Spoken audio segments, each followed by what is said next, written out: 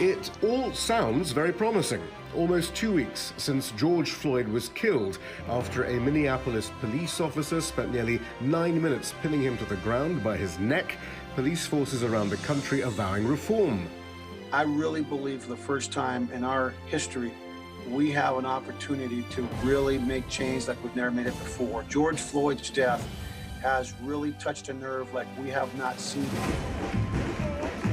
Several police departments, including Minneapolis, have banned police from using chokeholds. California will stop teaching its state police the technique. Across this country, we train techniques on strangleholds that put people's lives at risk. Now, we can argue that these are used as exceptions, but at the end of the day, carotid hold that literally is designed to stop people's blood from flowing into their brain, that has no place any longer in 21st century practices in policing.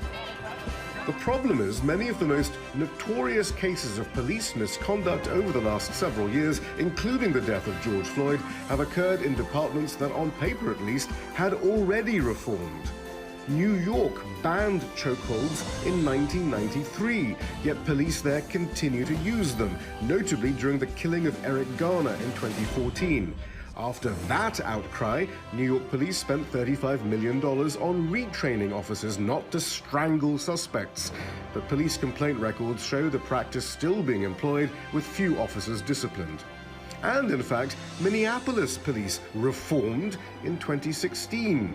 Among the new rules, a requirement for officers to intervene if their colleagues used excessive force. Yet 3 officers now stand accused of aiding and abetting George Floyd's murder.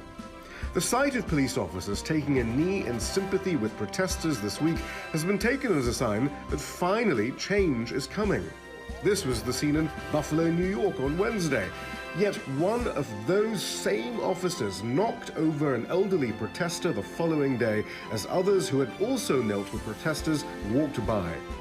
Now, 57 Buffalo police officers have resigned because of the disciplinary action taken against 2 officers as a result of the incident. They argue those officers who've been suspended were just doing their job. And that question, what exactly is the job of a police officer, might be a good place to start if police violence is truly to be addressed. Shihab Ratansi, Al Jazeera.